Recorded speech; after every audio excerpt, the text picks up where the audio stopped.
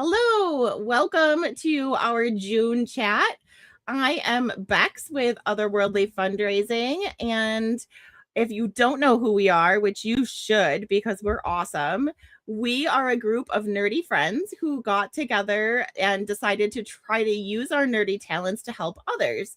So we do these monthly chats to keep awareness of our channel.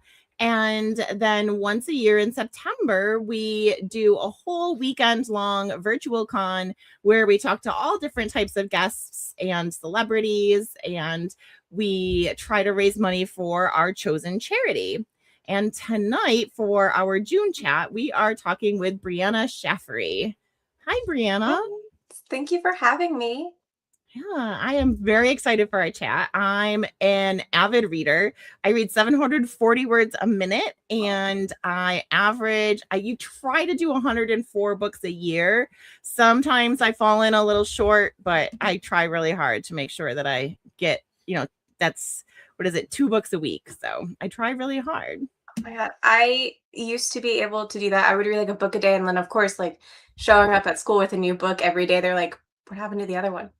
And Yeah. now with all the writing that I do, I don't get to read as much, but I did make my reading goal for the year and I'm very happy and proud of myself. You already made the reading goal for this year? It was only 12 books. I was like, if I can do a book a month while I'm drafting, I will be happy. But still, that's amazing. You made this year's goal already, and the year's only half over. I know. Last year I was sweating it. I was like, and again, it was just 12 books. I was like, a book a month. Let me try it. And I, by the skin of my teeth, December 31st, made it. I didn't make it last year either. But that's still incredible. Over 100 books. I missed that. Yeah, but I also am not writing books and editing books and promoting books. Well, of my own. I promote other people's books. Which is incredible. And again, thank you for having me. Of course. Of course. Tell us what you write. Sure. So I have kind of different flavors of fantasy. I have epic fantasy, romantasy, very cozy. And then I have a short story collection that is coming out on August 6th. Sorry, I have an event on August 8th. So I'm like, which day is it? Which is a zombie apocalypse novella, a shapeshifter sci-fi portal thing that I'm not going to say is romance, but there is a little bit of a slow burn. Another epic fantasy story, and it all kind of gets wrapped up in a bow in a slice of life, cozy coming of age story. Oh, that sounds amazing. I'm especially excited for the zombie one. We were talking backstage about how much I love zombie stuff because you were telling me that you were writing a zombie novel and you texted someone, do you think zombies would have saliva? Would they be able to make saliva? And then we had like a whole 5-minute long conversation about that. And our producer, I don't know if I can shout him out or not, had a very good point in that they would not have the actual like brain functionality to move around and stuff. So then we had to decide, well, what causes zombification? Right. Yeah. Because these are conversations that my husband Steve and I have on a regular basis. So it's, I'll go around here at the Fisher household. I have had my fair share of odd conversations aside from the zombie saliva thing. Like I've texted people, hey, I need character names. Drop them, no context. Just give me character names. Which was actually for another story in Tales of Dreams, the short story anthology. I asked around and I was like, I need 6 names. Each of you in this group chat need to give me 1 name. I love it. No context, like no context. Fantasy names, contemporary names. Nope. No context. Names. The only person who asked, it was because I happened to have to chase down in person. I was like, I need your name. And he's like, okay, well, I need more context. Like, what kind of name are we going with? Like, what's the vibe? And I was like, okay, let me describe this character for you. And after describing the character and how he's kind of like a knight, but he's really badass and he's, got like a lot of strength. And like I was describing him and the person I was speaking with, he goes, I need an old name, like something not ancient, but like it needs to be old. And he said, what about Noah? And I was like, okay, perfect. Thank you. That is perfect. Yeah. That's So awesome. I'm very excited about that. And I'm excited because it's kind of like it's a little bit of a pilot for something I would like to write in a few years. So I'm Ooh, hoping people enjoy it and that I get to play with those characters more in the future. amazing. That sounds like fun. I love that when you write like that, you can, like you said, like it's something you want to write. It's something that you enjoy. So you get to do what you want, write what you want. It's definitely exciting and it's a labor of love, but it's also too like I find that when I don't write, I get a little bit almost like twitchy and like it's a withdrawal symptom. Like I need to write. That makes And sense. It's so could be like your therapy. I think it is. Like Yeah. I've always said that there are pieces of me scattered throughout my writing that I never realized made it onto the page. And that's kind of terrifying. But then looking back on it, it's like you said, it is a type of it's very therapeutic and it it doesn't it almost heals parts of yourself that you didn't know needed healing. That's awesome. I love it so much. So I did read some of your books. I've read 2 of your books. I haven't finished the trilogy yet. So Okay. I read To Sway a Flame, but I didn't read the rest of this. I only read your book in the series. So like I didn't read everyone else's. And I loved it. Thank First of all, you. I love the name Adelaide. So that that made me so happy. Like I loved the name Adelaide before, and then I started reading the book, not even realizing that the main character's name was Adelaide. And then I was like, oh my God, I love this name. It's so And cool. how is it that this book has this name in it? I love it. Um, I don't know. A lot of times my character names just like are a bolt of lightning, and I'm like, yeah, I'll run with that. I love it. But I I love also it. love names that I can get nicknames for because I think that's Yeah. so sweet and cute, especially like with love interests and giving them those nicknames. Oh yeah. Very cute. You nicknames are required. Yeah. Mhm. I And love not it. even just like pet names. Like that's a different level of romance. Oh yeah, that's yeah. Yeah. No, this you're talking about like the very beginning of dating when they just feel the need to shorten your name a little Mhm. bit. And Mhm. yeah. Mhm. Yeah, that very cute, cozy moment Yes. where it's like they might not even realize they're doing it, but they are, and it's just so all the good feelings. It's amazing. So I was afraid that I would be lost because I had not read I know it's like number 7 in a series with Yeah. other authors, I think. So Number they're all 7 is yes, standalone, so 7. you can read them all Yeah. separately. So I didn't realize that, but I grabbed it anyway, and I was like, "Well, I wanna read Brianna's, and I don't have time to read 6 other books first." So I was like, "I hope I get it." But I did, so I wanna assure everyone that they are all standalone, but now that I've read yours, I mean, I plan to go grab the other authors too because, You should. yours is so amazing, Thank and you. I just love that Adelaide is like she's forced to make some really difficult Yeah. decisions and do some difficult things that she might not even agree with um to help the people that she loves. Mhm. I Yeah. don't want to spoil anything, so I'm trying not to. No, you did great. You did better than I do. You're welcome. You feel free to use that if you want. I will. But no, I okay, so I actually have read a few more of the books in the series, and if you like Agatha Christie vibes, Oh, yes. definitely hit up Nikki Tappleways. Oh, okay. Okay. Very good. She's the green cover. Oh, you can't see that bookshelf. I have them all in my bookcase back there. Um, Amazing. That's amazing. they Love were it. all so pretty. I Like can I see yours. couldn't. Yours is the blue one that's face out. Mhm. I have both. I was like, I need the I see naked your cover others out too. and I need the hardcover out, but I also conveniently have it Oh, look right at that. here. So pretty. So pretty. Basic interview prep for any authors watching. Have your books within reach. Oh, that's really smart. And I only had Kindle version, so I'm sorry. I don't have any to hold up for you, but I I bought them do all on all of Kindle. them. So oh, so T. Hawkins, my friend Trevor, wants to know, which horror element would you most want to be reality? Vampires, zombies, or werewolves? I just want to preface this by saying that I get bad nightmares, so preferably none of them. Well, let's see. But it depends on like what tropes like, are we going with? Like, so right. I will admit right now that I read a lot of very spicy books. So maybe I would go with a werewolf. I'm inclined to say werewolf, but I also want to know are we going actual classic horror? Like, are we talking about the actual mythos, or are we talking about like popular horror? Like, when you ask vampires, are we doing Twilight vampires or like Bram Stoker vampires? Because those are two totally different things. And if I had to choose, I don't know. Twilight vamps. I know the Twilight vamps terrified me. I don't want them to sparkle, but I'm so pale I sparkle in the sunlight. So that's normal. I don't. I just turn into a lobster in the sunlight. It's sparkle and then lobster.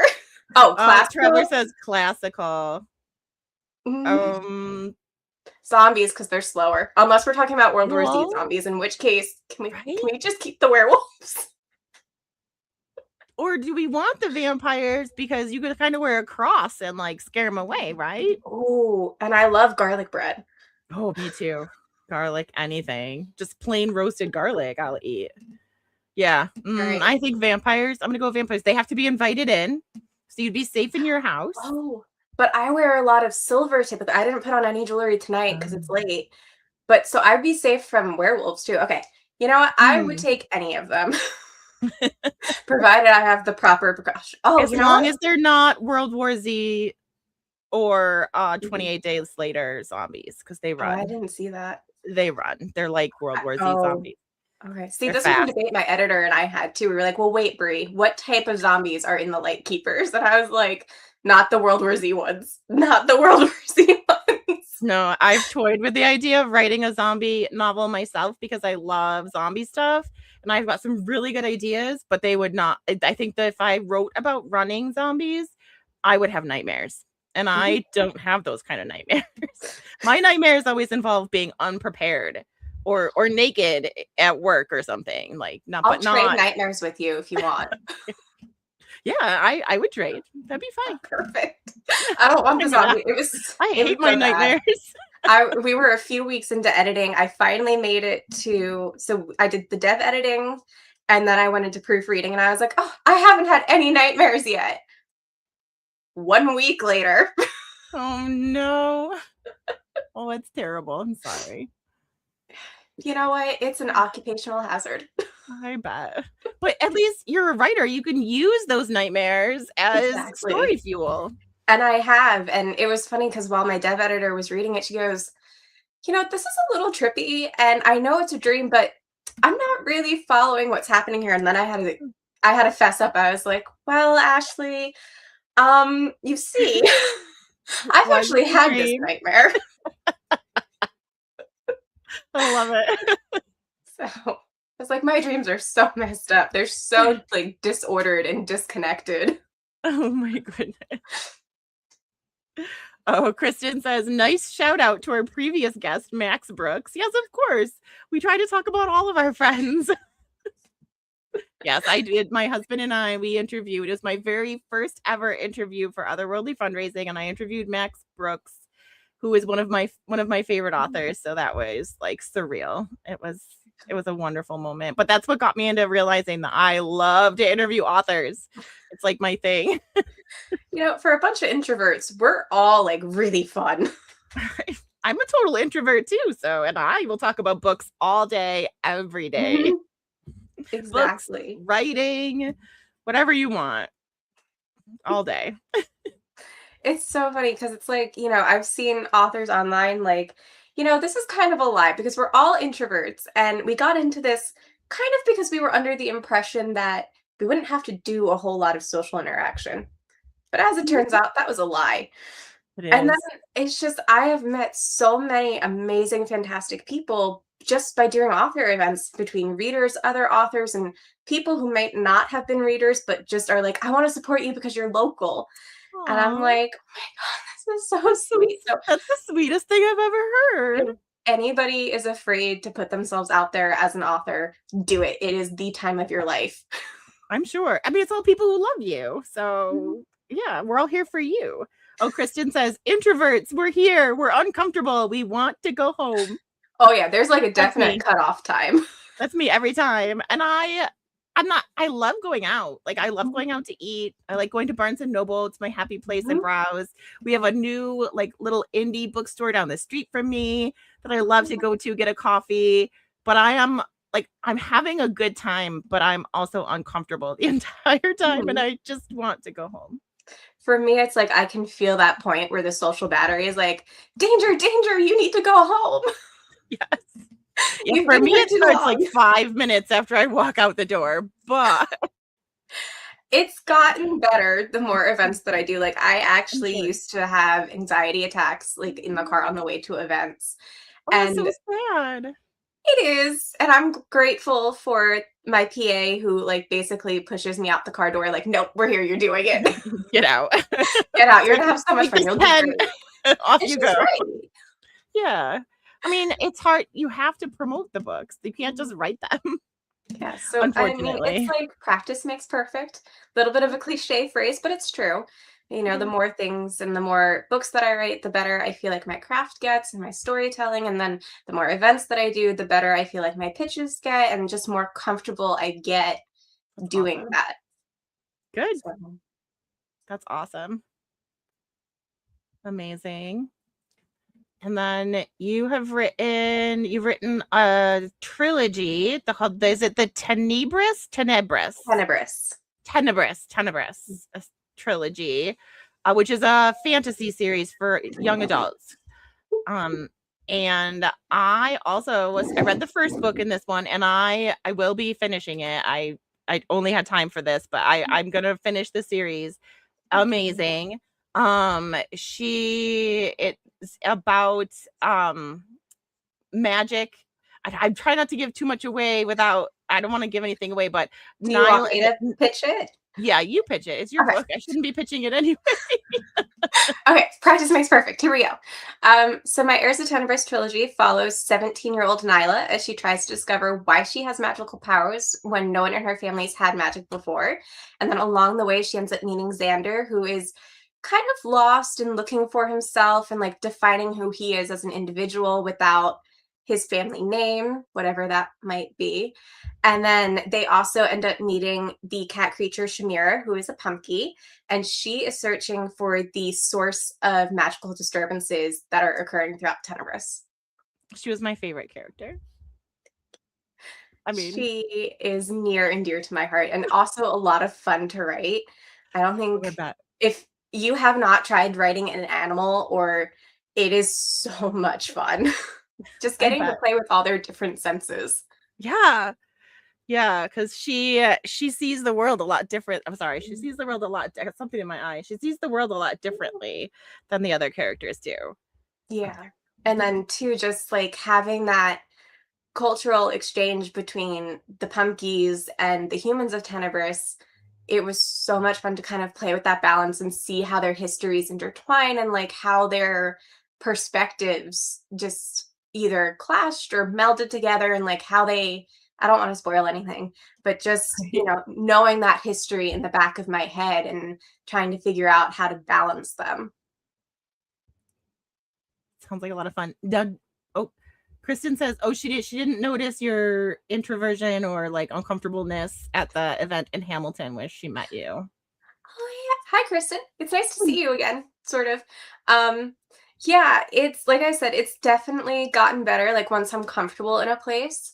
And I had actually been, for anybody who might not know or who is a writer in New Jersey, there is this group called the Liberty States Fiction Writers, and every year they host a conference, and then during that conference we have a book fair. I am not a member of the guild, but I do attend some of their events just because I like the people that I have met through them.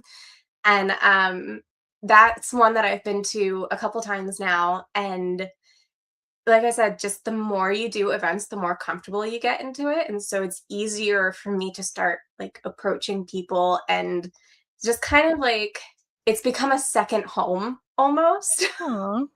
So it's weird, and it's seeing how far. It's why when people ask me like about Nyla's character journey, I'm like, well, it's kind of personal because, and like kind of what we were talking about before, and that there's parts of me scattered throughout the books.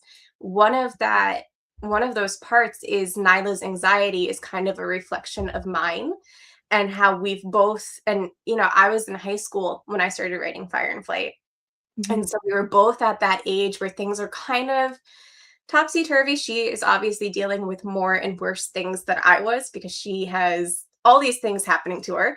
Yeah. But we both had those same kind of habits and fears and insecurities. And so watching her grow and embrace her inner strength kind of helped me in that way. And writing that journey out just made me want to take those same stepping stones. But I didn't get magic, so Yeah, that's too bad. I'm sorry. Trevor wants to know, do you view magic as spiritually mystical or along the lines of science beyond understanding? I blended both in Fire and Flight in my Heirs of Tenebris trilogy, just because I like the way that there can be structure in terms of like when you blend magic and science together, and how the two, almost like alchemy, but when the two kind of blend together, and how you can use some of the same scientific principles in regards to magic. So like there are some inventions like plugic and magicity, which basically magic electricity and magical plumbing. And so I was trying to blend like the principles of gravity with, okay, now how can we use the magic to describe that? I think it's capillary action. It's been a while since I've taken a science class, so don't quote me on any of this. Okay. But I won't notice. So you go. Just say it with perfect. confidence. Say it with confidence. No one will know. It's fine. Yeah. And then, but I do think that there is some sort of inner spirituality that somebody has to have in order to manifest magic, especially energy magic. If it's purely elemental, then I think it could go either way. It could be more scientific or it could be spiritual. But I feel like for energy magic specifically, like it comes from within. So it has to be some sort of spiritual thing happening. That makes sense. Absolutely. Can we talk about your writing process at all? Do you use like an outline, or are you a seat fly by the seat of your pants? The second one. So when I was drafting To Sway a Flame, so I don't know if I'm allowed to peel back the curtain a little bit on these multi-author collaborations, but I'm going to anyway. Okay. So we had specific conventions that we needed to follow. Like we knew it had to be a romance. We knew it had to be sweet and cozy. And that one of our characters had to be a thief. Other than that, we could do whatever we wanted, which was fantastic. And obviously, like, they had to fall in love. So, well, it was a romance. You wanted a happily ever after, right? Right. Yeah. And so, what I learned is that I take a very long time to write romance. And so I just remember drafting one night, and I would happen to be on a call with a bunch of friends, and we were all like doing our own thing, kind of off camera, off mic, and just like there was a timer going in the background. And at the end of the timer, we would come back and discuss what we had been working on and just kind of like chill and hang out, chit chat. And I came back and they were like, "What happened?" And I said, "Oh, somebody got stabbed in my novel."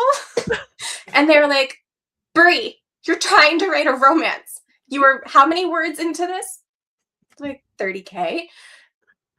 Brie, what are they gonna kiss? No. Someone got stabbed. There's no kissing. Like, there were ankles shown and forearms exposed. Ooh, forearms. Yes. I'm here for that. Okay.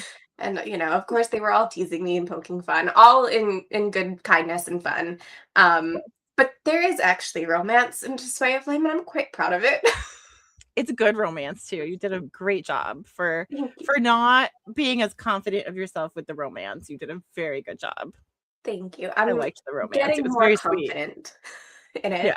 I like to call it my chocolate chip cookie book, because it's like that freshly baked chocolate chip cookie straight out of the oven on like a really cold, bitter winter day. It is very ooey gooey, yummy. Makes you feel good inside. Oh, Kristen says Pantsers unite. She's a pantser too. And I'm like a combination. Like I kind of do like a very broad outline before I write anything. I get like vague concepts just kind of like percolating in my head. Oh, I would die. I can't do that. Whatever works. I always like to tell people because, obviously, like authors, we talk with each other and, kind of, I like to say baby authors for people who might not have published something yet, but like they're actively still writing. Yeah. Because, it doesn't matter if you're a writer or an author. At some point, like we all just have to acknowledge we are authors, whether you publish or not. And so I always like to tell people, no two writing journeys are the same and no two publishing journeys are the same, and that you can attend all of the how you plot the novel courses that you want, but at the end of the day it's about finding out what works for you and sticking with that until it doesn't work for you and you have to find out what the next process that works is. Because I have a book that I've been writing, let's just say 6 years now. Ooh. And I keep starting it over and starting it over and restarting it again. And it's just whatever, I don't know what the process for that book is. So like, even though I have a writing process that seems to work, it's not clicking with that specific book. Oh no. Yeah. So that's why I say writing is a process and it's never the same. And that's okay.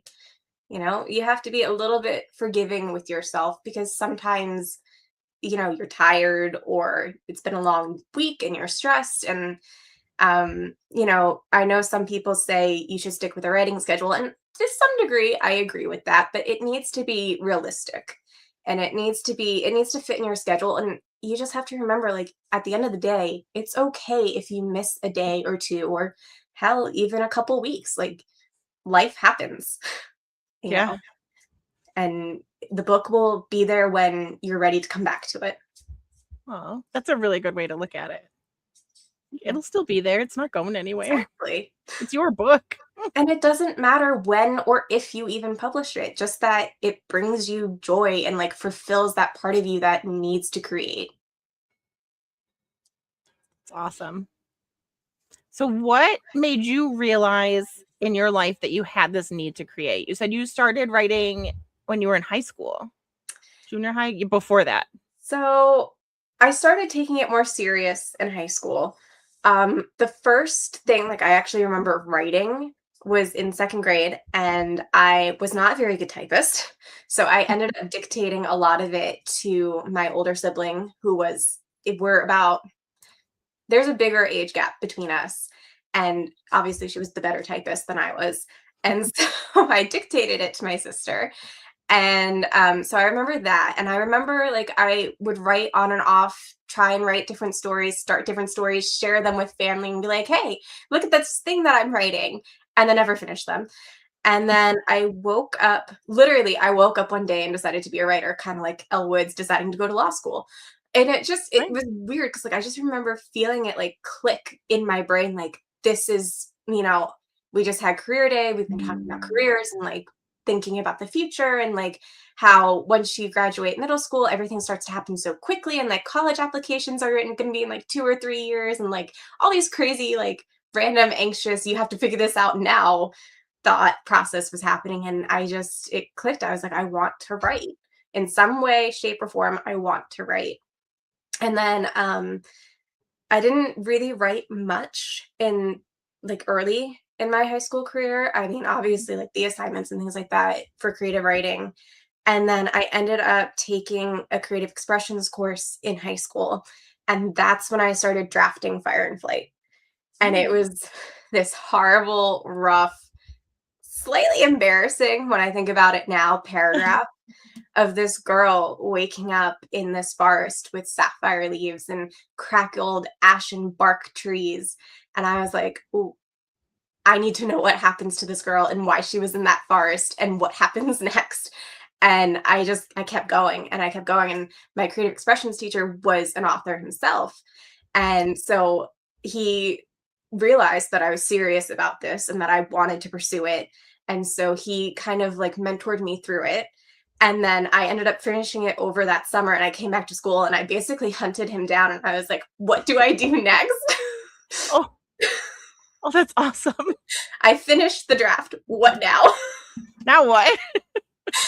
And that's when he looked at me like, you rewrite the whole thing. And I was like, what do you mean?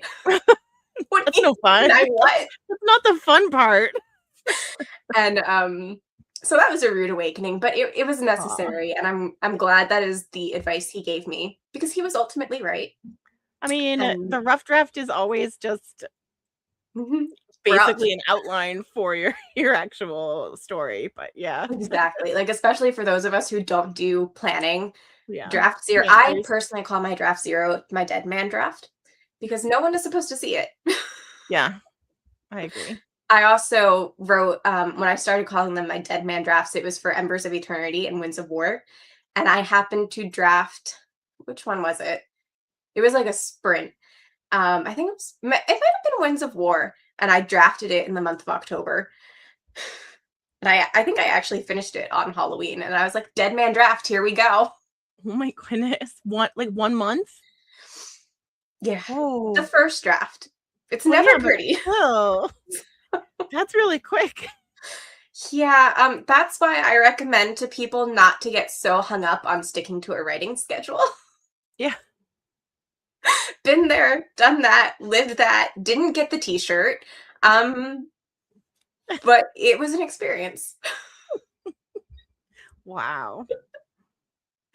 How long were you burned out after that? Unfortunately, I did not give myself the time that I needed to relax after that. Aww. And I think I went straight into editing it, and then I got Embers of Eternity back from my editor, and I was like, here you go. Have fun. And so I tell people all the time, I'm like, I don't remember 2023 and like most of 2024. Yeah. So. It's all in that book. Mm-hmm. Yep. I don't regret it though. No, it was crazy and energetic, and it was like a burst of something. I don't know. You had to get it out. Apparently it just needed to get out of you onto the into the computer, onto the page. Yes. Wow. Yeah. So it was, like I said, I don't regret it. I wouldn't do it again. But you say that now. But if something else strikes you that strongly, you might. I'm not going to put it off the page, but you know, if it happens, it happens. I'll just be better about it this time around. Learn from my past mistakes. Make sure you hydrate. Oh, that is honestly like my number one tip. Hydrate. Hydrate, snacks, cozy blanket. Amazing. And then I would just fall asleep. I wouldn't actually be writing. I'd be sleeping. It was so bad. It was literally like Newton's law, like an object in motion stays in motion. And I just kept going. Did you realize at the time you were like, I'm going to finish this in like a month? Did you feel it, or did you not really? So, if I remember correctly, my goal was 1,000 words a day until I hit, I think my ultimate word count goal, God, I don't even, typically my word count goal is like 80K, and then whatever happens, happens. Okay. Yeah, I genuinely don't know how I pulled that one off. I'm sitting here like trying to, my eyes are rolling up because I'm trying to do the math in my head. Yeah, same here. 1,000 words a day. There's 31 days in October. So that's 31,000. But you so you like, I overwrote certain days. Yeah. I think I hit 2 and 3K quite a lot. Sorry, I'm gonna try and pull up because I might have. I try to keep a word count tracker. Ooh, that's cool. I just don't know what I did with the one for my Heirs of Tenebris trilogy. If I find it, I will post it on my social media. That way y'all can see this insanity. Yeah, I would love to see that. Oh, what's this? I have a document called All the Writing Tracking. Oh, okay. Well, I found Embers of Eternities.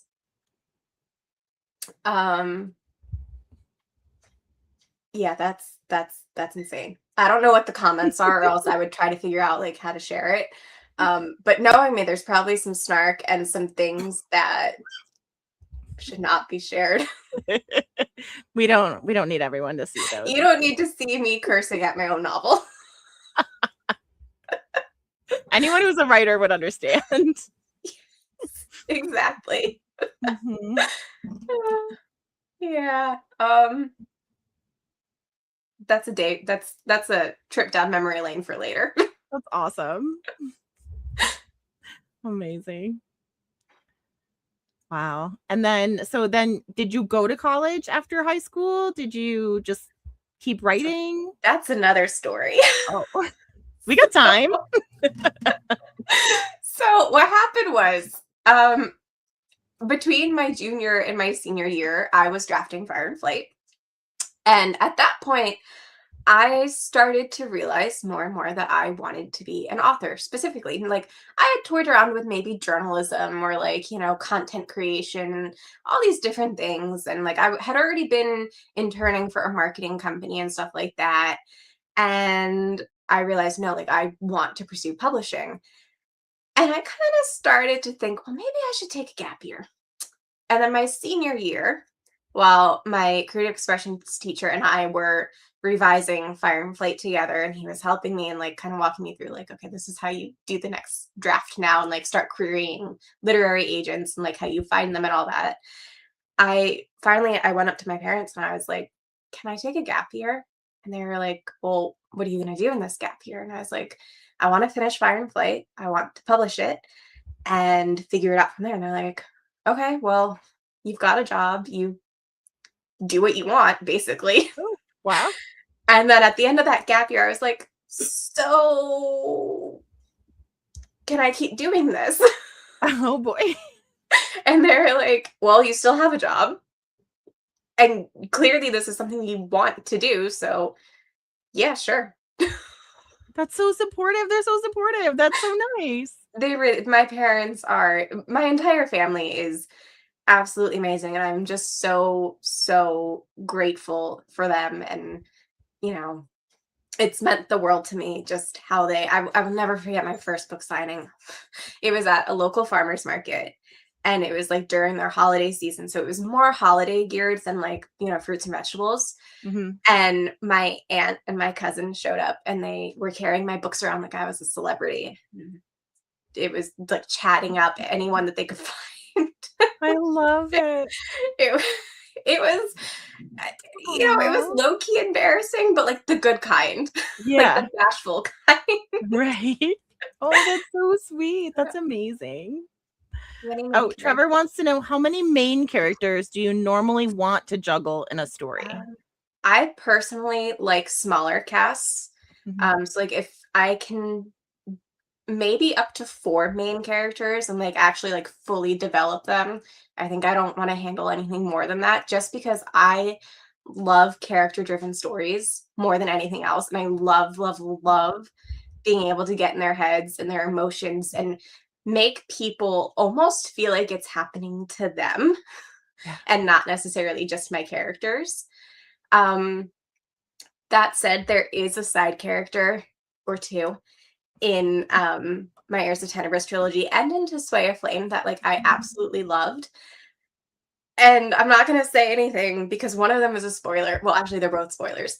But the one in my Heirs of Tenebris trilogy, he literally has like a cameo and that's it, like a passing line. And for whatever reason, I absolutely love this named character that is literally only on page maybe twice. Are we going to get a spin-off with this character? Probably not. Oh. But you might get a spin-off for the character from To Sway of Flame.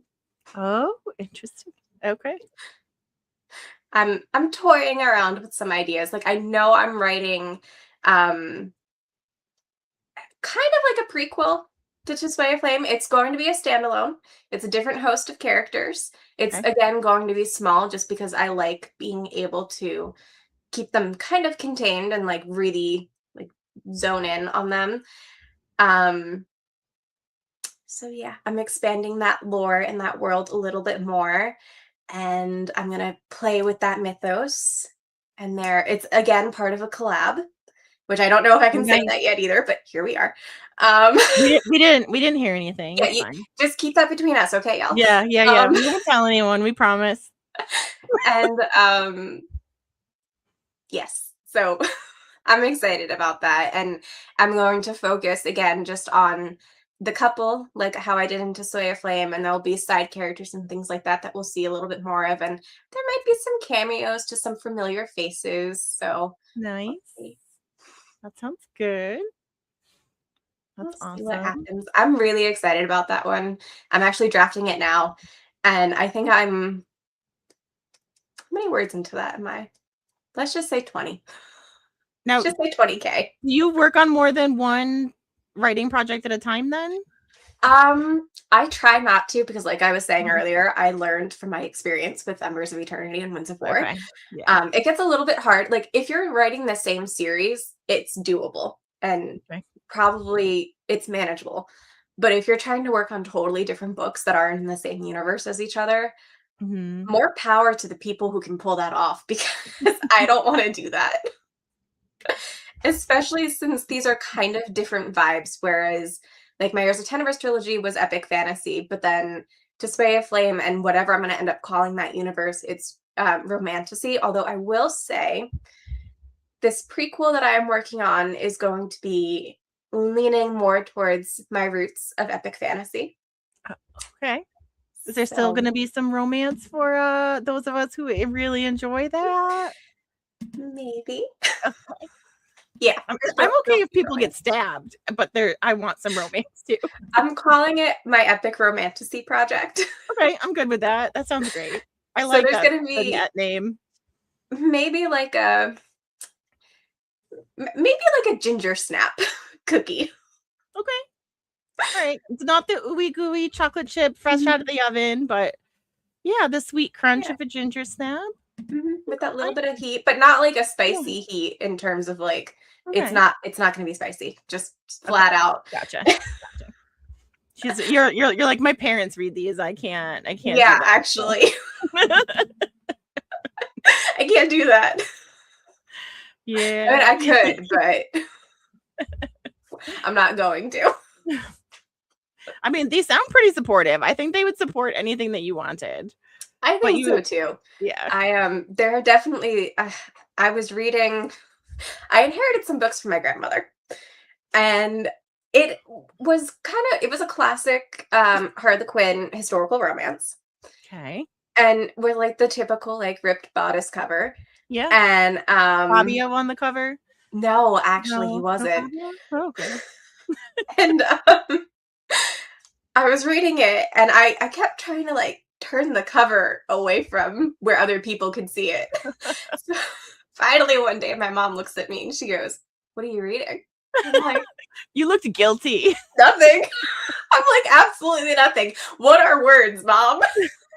Nothing. Not reading. Just looking at the pictures. And she goes, so finally I have to fess up, like, I'm reading this Harlequin, and I'm like, but there's no spice in it. We're good. You should probably, it's actually really entertaining and you should read it. Well, not even 50 pages later. Fabulous. I'm like, oops. Don't read this, my mom, please. And if you do, we should never discuss it. Well, and like I don't annotate books, but I do use like little transparent sticky note flag things. Yeah. And I lent a book to my sister. It was a spicy book. And then I thought to myself, where are those flags? Did I flag anything in the spice scenes? So I called her up and I'm like, if you saw flags in those scenes, no, you didn't. It's your sister, though. It's not like it's your mom. No, but yeah, it's still just that little bit of awkwardness that I'm like, no, you didn't. Yeah. No, if there were flags, you did not see them. Okay. Mm-hmm. They don't Please remove them now. It was don't look at where they were. Mm-hmm. It was purely for research for how to write love confessions. Yeah, that's all it was. It's research. Ooh. Oh yeah, Trevor wants to know, what are your literary influences? Why are you asking hard questions? Because it's Trevor. It's his job. Okay. I'm gonna go with some of my favorite books. First of all, I love classic novels. There are times where my editors and I like to joke that there's a little old Victorian lady living inside of me. Um, so every now and then my editors are like, that's not quite how we phrase things. But I do love classic novels, and I like when I get to play more with that stylistically. Not quite as often as when I first started writing, but I do have Hell's Eyes, which I wrote kind of like in the same vein as a typical like gothic novel. And it was fun because I don't know if anybody here is familiar with The Princess Bride, which is also one of my favorite novels, full disclosure. But the cover says it's like Sir Morgenstein's The Princess Bride or something like that. So I actually took inspiration from that, and I wrote Hell's Eyes as if Sir Elias Thompson had written it. Which, if you've ever read reviews for The Princess Bride, there are people who are legitimately upset that it's not the original. Yeah. Oh, yeah. Oof. They're so mad that it doesn't match the movie. Right? Or they're like, this isn't Sir Morgenstein. And I'm like, first, right? That's fake, right? Yeah. The movie is good though, and I do say like they did do a really great job translating it. It's one of the better adaptations. But so definitely like The Princess Bride. And I read Alice Hoffman's Greenheart, which is a duology. Oh my god, I reread The Princess Bride a lot. Oh, do you?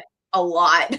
I love it. I watch the movie a lot too. It's like one of those comfort things where I'm like, I want to watch something, but like I don't have the head for something new, but like I want, and then it's like, oh, you know what? Let me just put on The Princess Bride.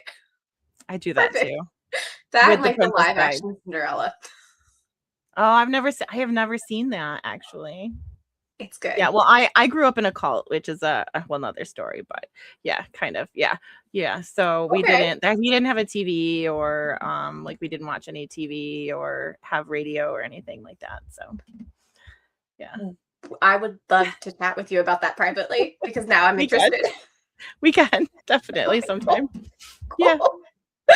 Okay, we'll talk about that in the zombie saliva. Yeah. Oh yeah, zombies. Growing up in a weird commune, or like cult, not a commune, more of a cult type of a situation. Yeah, we can talk about all that. You got it. Sweet. But yeah, definitely Alice Hoffman's style in Greenheart was, I don't know, I absolutely loved it. So anytime I can kind of draw from that inspiration and just kind of combine it, but I try when I'm writing, I try not to read books, or at least not books in the genre that I'm writing. That way it can be my own thing. Yes.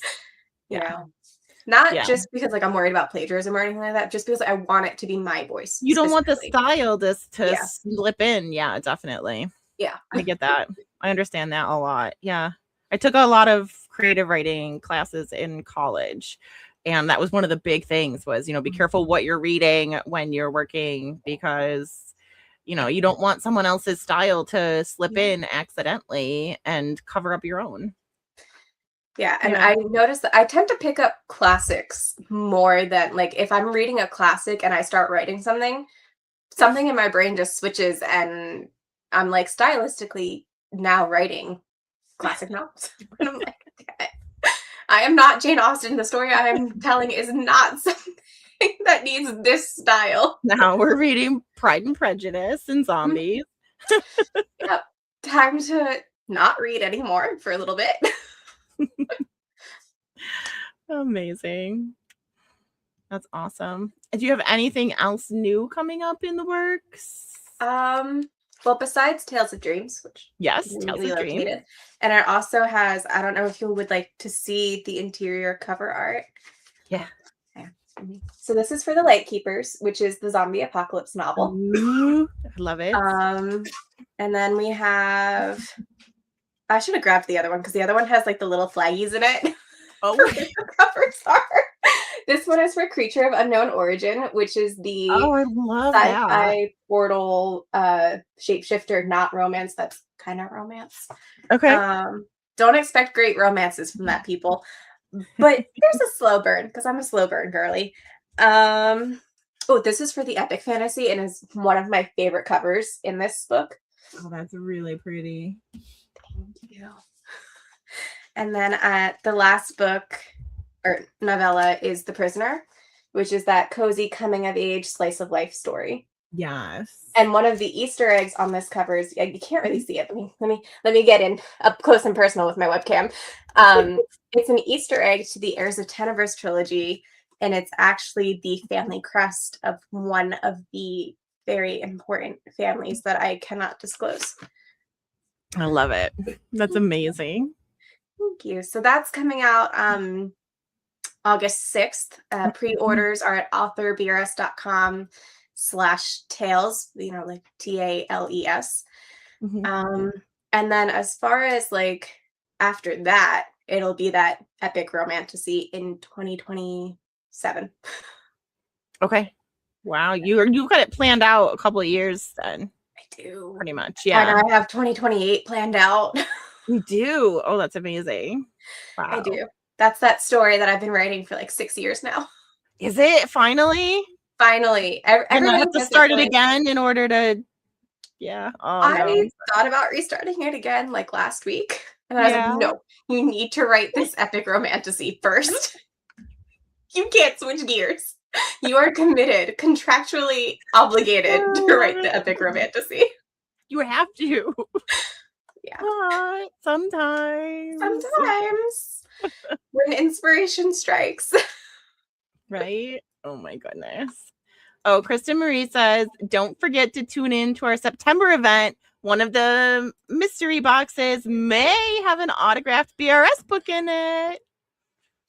I wonder which one it is. That's okay. I think I remember which one it is.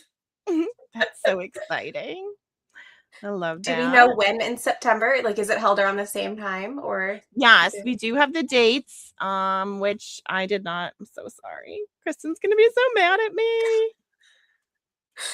You know what? We did not plan to reveal the dates today. Well, we sort of already did once, and then I just didn't. I'm just being nosy. No, you're fine.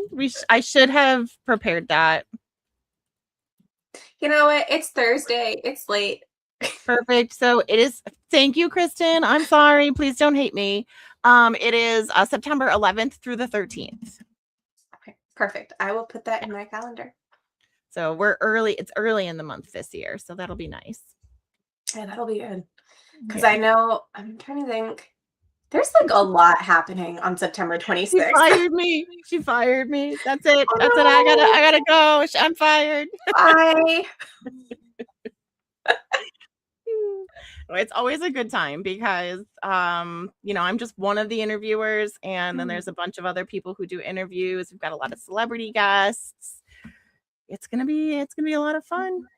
That's what I cannot wait to see who you'll have. Have you started announcing names? We have not started announcing anything yet. Okay. I mean, like, I know a bunch of them, and I know the author that we're doing already, but I can't because I'm interviewing the author, but I can't reveal it yet. Okay, well, I will keep my eyes peeled then. Watch our Facebook page and our Instagram page because we'll be doing the announcements over there. Perfect. Definitely. Okay. Otherworldly fundraising. Perfect. And it's the same on both platforms? Both platforms. Yep. Lucky ducks. Yeah. We were really, really pleased with that turn of events. We managed to get it Otherworldly fundraising on Facebook, on Instagram, and on YouTube. So I know. Mine are all different. I'm sorry. That's hard. More or less. Like, I know on Instagram I have BRS_rights. Yeah. And on Facebook, somebody already had BRS rights. And I said, oh, shoot, what am I supposed to do now? And then I decided to add official. So now it's BRS rights official. Oh, that works. What am I supposed to do? That works. And I did notice that, like, on Instagram, if I type in your first, like now that I follow you, if I type in your first name, it brings you up. But when I originally found you, I just typed in your name, Brianna Shaffery, and it brought you right up. So Perfect. That was easy. That means I'm doing something right with social media. Yeah. So you got those tags all right or something because it popped right up. Perfect. I love that for me. Good job. Whatever you did on accident, keep doing it because you did a great job. Well, it's sad because like I hate telling people that, no, actually I do have a marketing background, because book marketing is a different thing altogether. Yeah. If somebody says they have it figured out, it's not that they're lying, it's just that they have it figured out for the moment. Yeah. Well, isn't all marketing like that? Yeah. Yes. Yeah. It doesn't matter what you're marketing. You turn around and whatever you were doing isn't working anymore. So yeah, it is definitely just when you think you have everything figured out, the algorithms change and you're left sitting there wondering, what the heck? Where'd all my people go? And like, even if you know those changes are coming, you still don't know how that change is actually going to impact your reach and your views and all of the things. Oh. So like, even when you do plan for it, it's not always quite, because technology is, and especially coding, it's not exact. It's a little bit like baking, where you can add some different spices and like, I personally like less chocolate chips in my chocolate chip cookies because I like the brown sugar butter flavor more. What? Who are you? I get that reaction a lot when I admit that. I bet. I'm like, what? Brown sugar and butter is delicious. I want more of that because I eat a lot of chocolate outside of cookies anyways. So okay, that makes sense. You're fine then. It's fine. Okay, cool. I mean, I personally put bananas in my chocolate chip cookies. I like banana chocolate chip cookies. See? Right? Oh my god. The best is like brown butter chocolate chip cookies where you like anything with the brown butter batter. Yeah. Is good. Yeah. Oh, dang it. Now I want brown butter sugar cookies. I mean, it's 8:00 at night. This is what happens to me at 8:00 at night. I become a cookie monster. You get the munchies. I want to wrap up in a blanket, go read a book, eat a cookie, fresh out of the oven. Oh my god. I have a somebody that I babysit, and she was like, "What's your favorite food?" And like, without skipping a beat, I was like, "Chocolate chip cookies." And she just nodded. Very like, yes, that is the perfect answer, the correct answer. Okay, chocolate chip cookies, your favorite food. I like it. All right. I was gonna say pizza, and then I was like, no, that's a lie. It's also kind of cliche. I think a lot of people say pizza. They don't really mean it. They're just saying pizza. They think they're supposed to. Right. I mean, it was hard though, because it was between the cookies and bagels. Oh. And we have really good bagels in Jersey, so. Yeah. That's awesome. I love a good bagel. Yeah. All right. Is there anything? We're hitting the 8:00 hour, and I turn into a little bit of a pumpkin because I get tired. Is there anything that you wanted to talk about that we didn't talk about? I don't think so. Are there any last questions? Does anyone have any last questions for Brianna? I'm gonna say I knew I was gonna say it wrong at some point. It's totally fine. Kristen says that Jersey bagels. She loves Jersey bagels. Yes, we do. Jersey bagels, she says.